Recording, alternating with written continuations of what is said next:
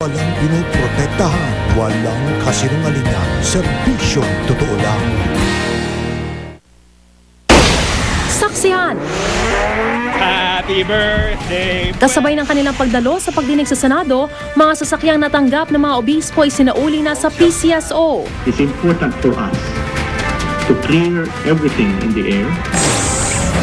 Suspended ARMM Governor Zaldi Ampatuan pinagsusumite ng affidavit sa COMELEC kaugnay ng kanyang nalalaman sa umano'y dayaan sa Maguindanao noong 2007 senatorial elections. Department of Education pinaiimbestigahan na ang videong kumakalat sa internet kaugnay sa marahas na pagpaparusa sa isang estudyante sa Palawan. Sa showbiz saksi, mga anak ni Dr. Vicky Bello naglabas na ng saloobin kaugnay sa planong pagpapakasal ng ina kay Hayden Poe. Advanced screening ng Harry Potter and the Deathly Hallows Part 2 sa South Mall, dinagsa ng Harry Potter fans. Isang bata sa kapis, ahas ang alaga. At 11 taong gulang na lalaki na huling nagmamaneho ng truck sa highway sa China.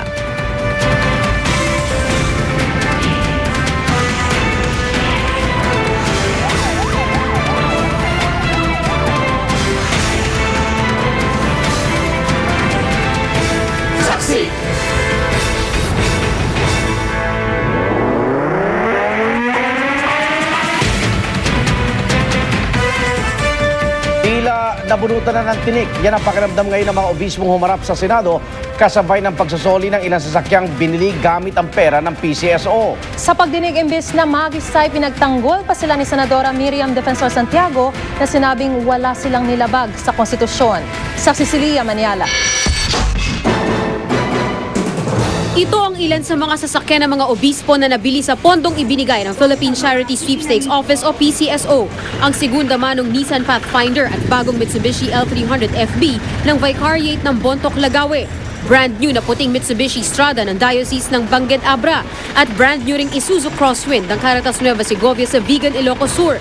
Pero wala pa rito ang Montero Sport na ibinigay kay Butuan Bishop Juan de Dios Pueblos at iba pang sasakyan mula Mindanao. Isinoli ang mga ito sa PCSO kasabay ng pagharap ng 6 sa 7 nadawit na obispo sa pagdinig ng Senate Blue Ribbon Committee. Pero ang mga taong simbahan, sinalubong ng mga nangungutyang rallyista. Happy birthday, Pueblos! Happy birthday, Pueblos! Did you like your SUV? Pero sa pagdinig, ipinagtanggol ng pro-reproductive health bill na si Senadora Miriam Defensor Santiago ang mga obispo. Please forgive me, fellow Filipinos. I cannot control myself because this is such an outrage to the basic function of the Philippine Senate.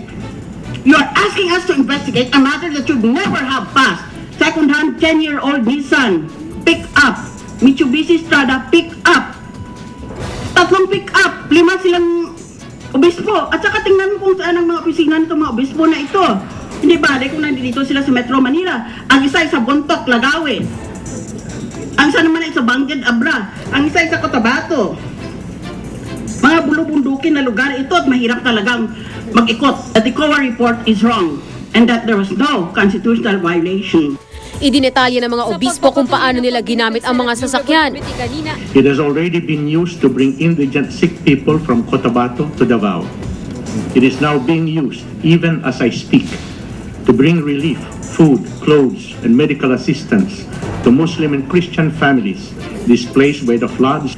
Among the vehicle's main uses these days is providing mobility support for staff working on anti-human trafficking and anti-child abuse programs. And thus we receive a check for the purchase of a second-hand 4x4 pickup. The rest of the money that came from PCSO, we place in our Alay Kapwa Fund. The service allowed us to quickly go to the barangay to offer relief and assistance. Since then, the said vehicle has been used extensively for medical missions. Kaya naman paniwala ng ilang senador, hindi na kailangang isoli ang mga sasakyan. Ginagamit ng mabuti, kailangan susulit dahil napahiya. Regardless of whether the acquisition of the vehicles has been lawful or unlawful, constitutional or unconstitutional, we are returning the vehicles. It's important for us to clear everything in the air. Imbes na ang mga obispo ang mag-isa, si PCSO Chair Margie Wico ang napag-initan. Who came out with that word Pajero? Since all the bishops did not, I presume all the bishops did not receive any Pajero. It was 4x4. Your Honor, at that time, I think the board did not have a copy yet of which vehicles were sent out. You mean to say, Ms. Rico, that the present PCSO board invented that name Pajero just to put the bishops in a bad light? There was no Pajero. There were other vehicles. Binutuloy si Wico ng mga madre taga-suporta ng simbahan na naroon sa pagdinig. Inamin naman ni Bishop Pueblos na sa kanya nakarehistro bilang corporate soul ng kanyang diocese ang sasakyang hiningi niya kay dating Pangulong Gloria Arroyo. It is also a fact that I informed the President that I really need a brand new car, possibly a 4x4, which I can use to reach the far-flung areas of Caraga. And that I hope she will never fail to give a brand new car which would serve as her birthday gift to me. I humbly acknowledge that my letter to the President was a lapse in judgment, and therefore I accept full responsibility for this personal action. If a devil or Satan appears in front of you and offers to give you money, or a vehicle for that matter, will you accept it, Bishop? If a devil, which is just, it cannot happen because we could not even see a devil, but if in case it is a devil and I could use it for this kind of work that I can have to foster actually the work I can for my people, I don't think any reason. In fact, working with Cardinal Sin for a short while, I remember his words, even if it is coming from the devil. Tila nabunutan naman daw ng tinik ang CBCP matapos humarap sa Senado ang kanilang mga obispo. I feel relieved and vindicated. So we have been innocent all along, and allegations and accusations have been heard against us.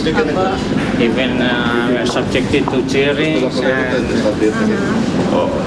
and making the object of jokes. Ako si Lia Manyalak, ang inyong saksi.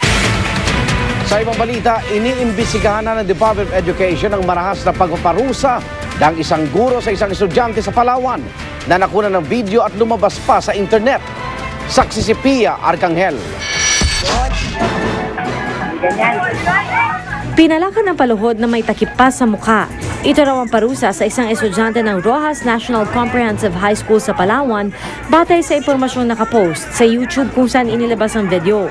Di lang yan, pinahalik pa raw siya sa lupa. Sa paw ng investigasyon ng DepEd, parusa raw ito dahil sa paghampas umano ng estudyante ng isang matigas na bagay sa kanyang guro bilang gatiraw sa pamamahiya sa kanya sa CAT training. Sabi niya, ginawa niya ito para daw po matapos yung kanyang problema at para hindi na daw po siya akusahan ni Sir. Kasi sabi din po ng father, ayaw niya mabilang po ang kanyang anak. Ang sabi niya dito, ano ito? Wala po doon si Sir. Yun po ay po, sa pangyayaring yun sa kalsada sa aking ginawa. Ayon sa DepEd, kahit totoo raw na sinaktan ng estudyante ang guro, di pa rin daw dapat pinarusahan na ganito ang binatilyo. Ang pinakamahusay na paraan upang madisiplina yung bata ay magbigay ka ng mga ehemplo, mga positive na na inputs doon sa bata. Ang pagpaparusa kasi, lalo na yung physical punishment, ay hindi magdudulot ng ating inaatim na matuto yung bata. At sakaling mapatunayang may papel ang guro sa pagpapataw ng parusa sa estudyante, posible raw siyang matanggal sa trabaho. Kung tatanong mo kung ano yung parusa para dito, ang pinakagrabe rito ay dismissal at saka forfeiture ng benefits, tapos meron pang disqualification sa pagpasok sa anumang trabaho sa gobyerno. Nakausap ng GMA News ang ina ng lalaki na sa video pero tumanggi muna siyang magbigay ng pahayag. Ako si Pia Arcangel, ang inyong saksi.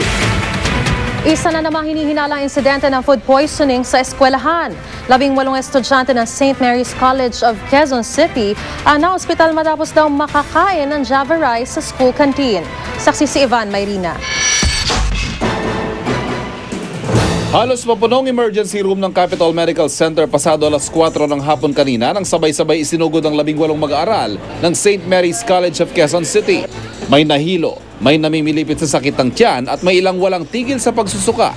Lahat ng mga pasyente ay isang sinasabing kinaing tanghalian, ang Java rice ng isa sa mga concessionaire sa kantin ng eskwelahan.